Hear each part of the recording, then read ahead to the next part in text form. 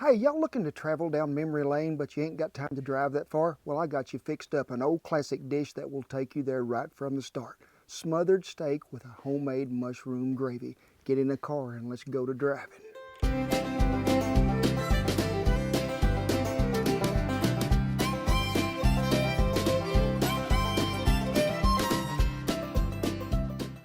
Hey, thank y'all for stopping by camp today. My name is Kent Rollins and we're going to do a little cowboy cooking. What do? We do a lot of grilling, we do a lot of cast iron care, Dutch oven cooking, but hang on folks, cause you're in for a treat today. An old classic dish that my mother fixed so many times.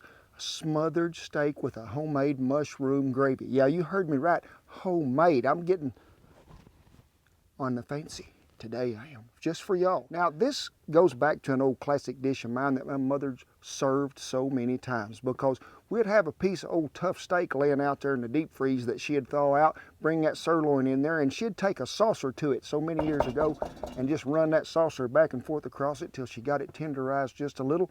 So we're going to use it as a piece of sirloin. As always, the recipe will be posted right there below, and anything you need to know, Shan's got it there. So let's get this old comfort classic food dish underway. Well folks, we have put us 4 tablespoons of butter in there and let it melt. Now we need to keep that butter from burning, so what's going to help that? 3 tablespoons of olive oil, which is about that much. Give it a good stir. I'm going to let it come back to nearly a simmer. And then we're going to throw in half of a white onion that has been chopped and keep stirring that till they get good and tender. Well, as the fancy folks say, we have got the onions to the translucent stage. So what comes next? 8 ounces of sliced mushroom. Now I'm using today a baby portobello mushroom. Pretty little rascals they are, folks. And 2 of them mushrooms that we done got throwed in there. Let's add 2 minced garlic cloves really well. Keep a stirring, because we sure don't want that garlic to burn. Whew, that is a great smell coming out of that little Dutch oven, it is. In about 15 minutes, or 12, whichever Bertha's got in mind today, them mushrooms will get really softened. You can see them mushrooms have turned a little golden brown and they begin to soften now. So we need something to add a little thickness to this, so we're going to put 3 tablespoons of flour. Now you got to stir this pretty rapidly now. We just want them mushrooms to get a little of that coating of that flour that's on there, so it'll be good and flavorful. And next comes the fancy part of this dish. What is that? A peanut grigio, I think is what Shan told me. Is that how you say that, Shan? Peanut grigio? Pinot Grigio. Here, let me. Pinot Grigio. Let me have some. Wait, open it up. Oh, you're going to taste it for us? Make sure it's still good. Okay, you test it while I get my stirring Glug, stick. glug, glug. Is it still good? We're going to take this here peanut wine, whatever it is, and we're going to use 1 cup. We're going to stir this and cook it until it is reduced down by about half. Well, Bertha took a 5-minute step into about a 5-second step. She don't regulate heat real well. She shares it on high if she gets a chance. Folks, now if you was cooking this in the house, you'd let it reduce down and probably cook for about 5 minutes till you was about half there. Bertha ain't got a knob and she was in a hurry, so I'm going to set this right over here to the edge of this to slow it down just a little. We're going to add 4 cups of chicken broth. So get her stirred up to where there ain't no clumps nowhere. And we're going to bring this back to a good rolling simmer boil. Give it a little salt and pepper and a little salt. What time is it? You know what time it is? It's time to add the thyme at this point. It is. And I like to use me about 3 of these sprigs. I'm pretty proud Shannon introduced me to this stuff. It is pretty good stuff, it is. So just get them leaves in there. And out here you can do this. Discard them out there in the pasture. Maybe some of it will grow wild if it gets a chance and I can pick it later. So now we are going to add 1.5 cups of heavy cream, which is going to give it that richness. And I like that stuff, I do.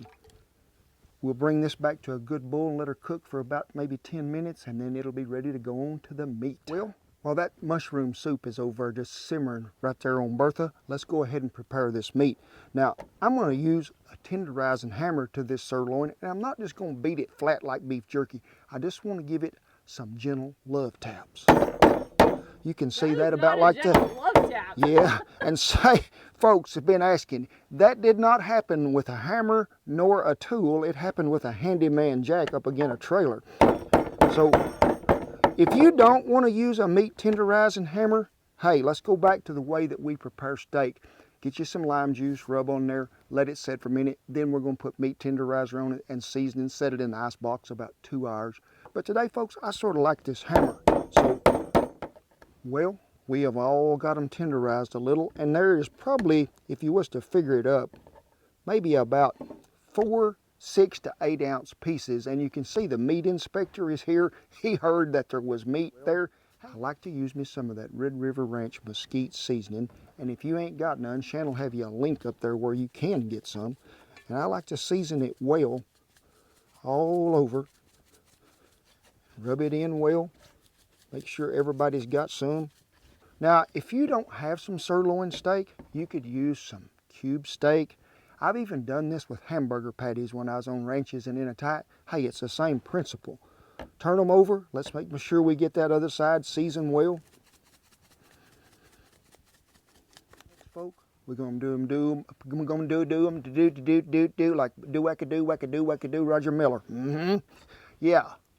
We're going to do these just like my mother did so many years ago. Just a light sprinkling of flour on there, shake it off, do the other side, make sure everybody gets a little coating.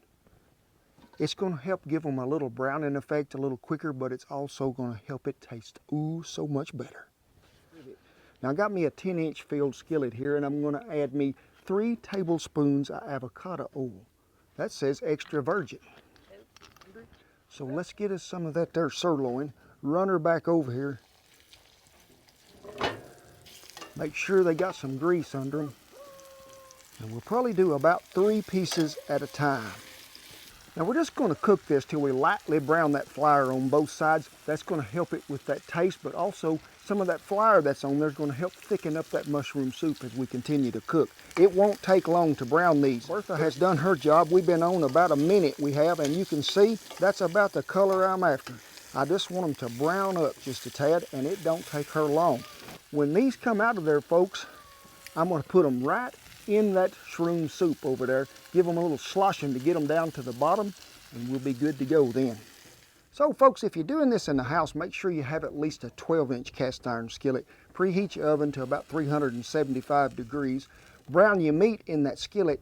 Have your soup already done, pour it over the top, slip them onions right on top, slip her in that oven, let it bake about 45 to 50 minutes. Then you can call me. Well, we thinly sliced that other half of that white onion into little rings here, and we're just going to scatter them out across the top. Some of them did accidentally fall on Bertha. We're going to lost that one we did, but we got 2 out of 3 survivors there. What happens next? Just a little more salt and pepper on top. Then we're going to take it out there, put some coals underneath and on top of it, and go to cooking. Well, you see me put a ring of coals around a little further than normal on the outside edge because, folks, I'm looking for a slower cooking time. Now, the slower we cook this in this Dutch oven today, the tenderer that meat is going to become. Now, sure, in the house, you're cooking at 375 degrees for 45 to 50 minutes, but out here, we put as a pretty heavy ring, but it's pretty good ways off from there. Loaded the top up a little more. We'll rotate it because that breeze is blowing. Normally, I try to go at least 30 to 35, but we're getting a microwave breeze, so things is happening.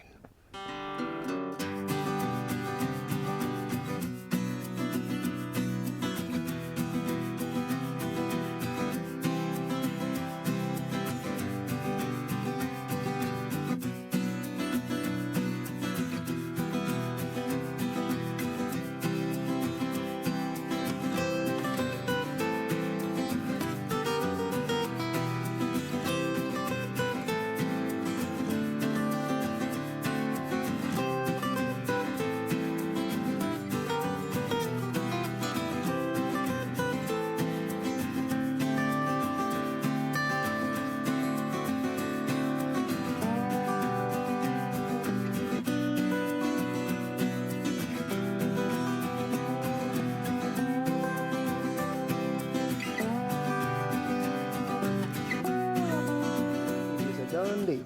I mean, stick a fork in it, it is done. This dog will hunt all day long, it will.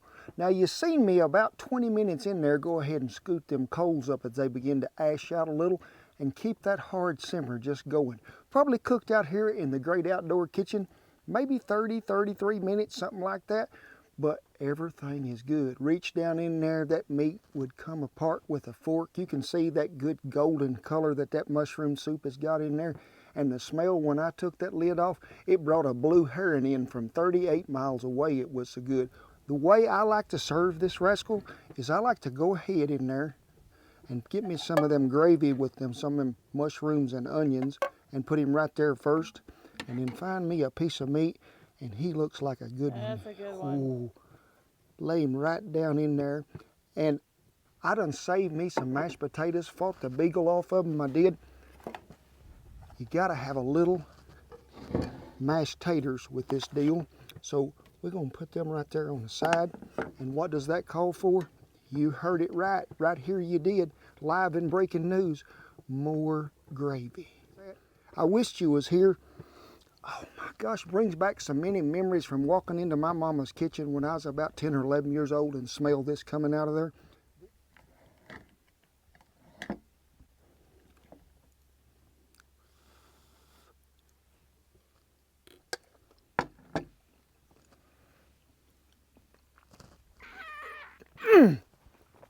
Praise the Lord, past the biscuits, it'll take a pan full to sop that gravy up. That is some kind of fine dining. Hang on a minute. I'm feeling pretty lucky today. Ooh, that's dangerous.